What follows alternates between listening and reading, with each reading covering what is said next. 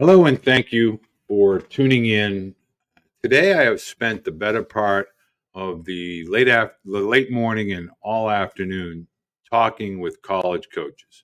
A lot of changes going on, and a lot of discussion as far as recruiting, what their observations are, where they think the game is headed, what changes they see occurring, what changes they would like to see occur.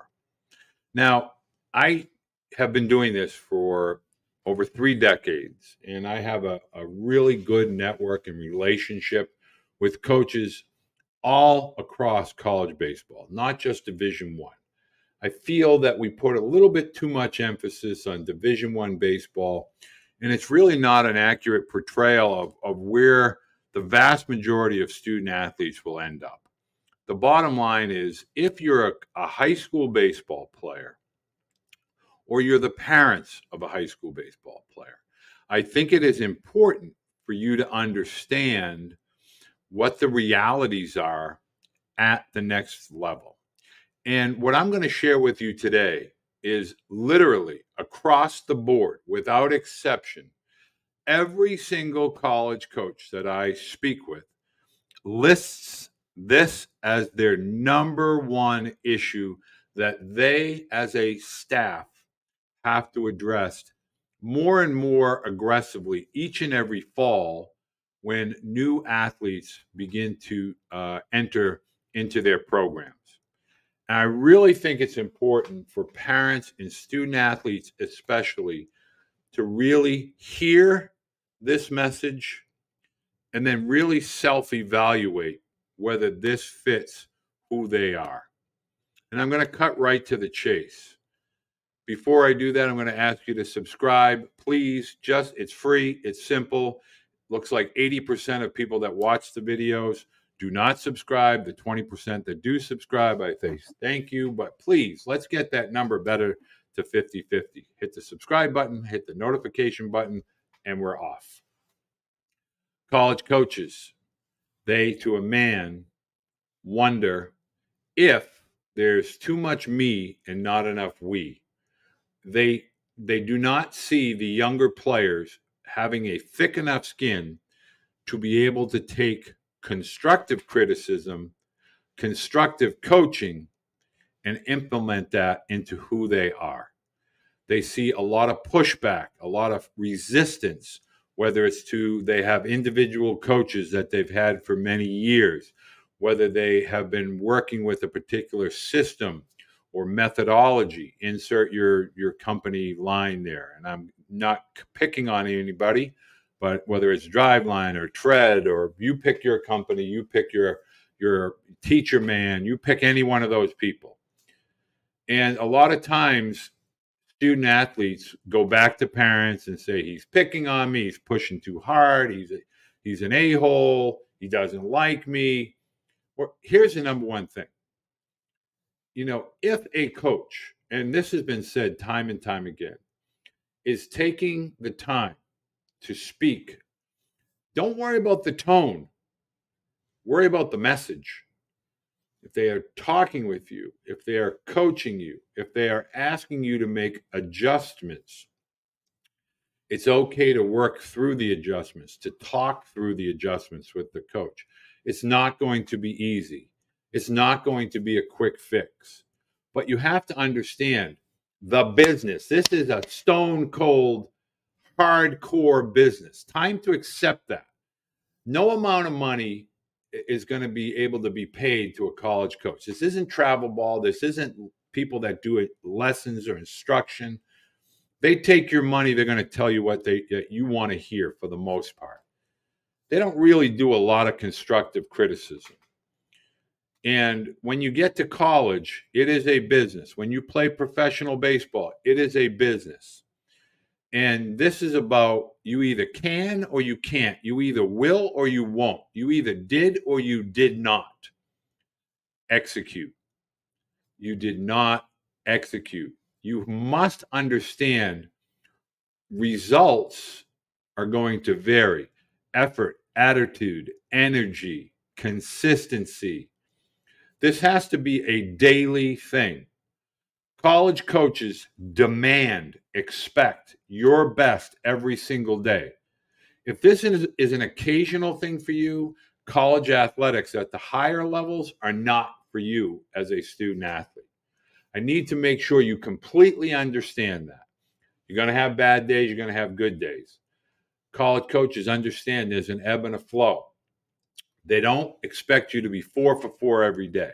What they expect is an awareness of time management skills, an awareness of conducting yourself in a certain manner as an adult, how you speak to people, how you treat people. Note your body language should be that of a competitor, of a we, part of a team. Your offense shouldn't go to your defense. Your defense shouldn't be taken into your offense.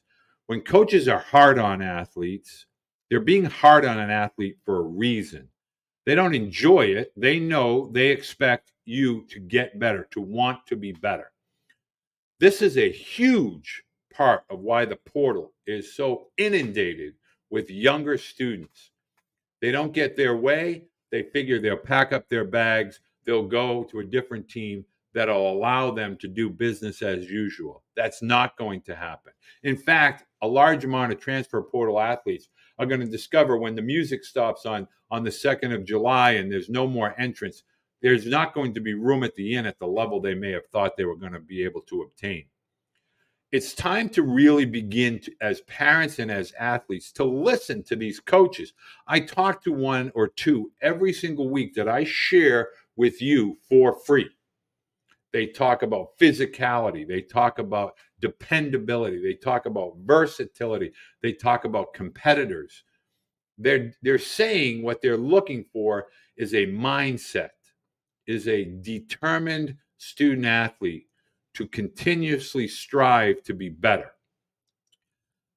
My sons both had very, very stern, firm college coaches. Tim Corbin at Vanderbilt, Jeff Willis at LSU Eunice. What do both coaches have in common? They're both national champions. You don't just show up and roll into a program and expect them to conform to who you have been. You're going to conform to their structure and their culture within a team environment. It's time for student athletes to stop whining, worrying, focused on the me. Begin to share yourself within the community, within the team, within the we. Listen to what you're being coached. When it's just like when you go into the military in some way, shape, or form, they're not patting you on the back and everything isn't loud music and dancing and lollipops and cupcakes. There's a lot of physical, demanding, mental training, mental stress, physical stress. It's meant so that you reach past what you thought were your limitations and you break through those limitations and you become an athlete that you're capable of being. That's why these people are put into the positions that they are as head coaches and assistant coaches and pitching coaches. They want you to demand of yourself your best. And your best isn't always what you think it is currently. There may be a level beyond that. To a man, every college coach tells me that they need to spend an additional period of time creating a culture of we. And that is largely due in part to the travel ball world of just throwing people together, going to tournaments. This is the World Series. This is the elite regional. This is the super regional. This is the qualifier. And it's really taking you on a road to nowhere. If we're being honest, there's nothing that you play for as an amateur other than your high school or American Legion or Babe Ruth that is a state, regional, and national event. That doesn't occur in any way, shape, or form. And my youngest son won 2 mythical national championships at the WWBA. You play to get better. You play to learn different components and elements of the game.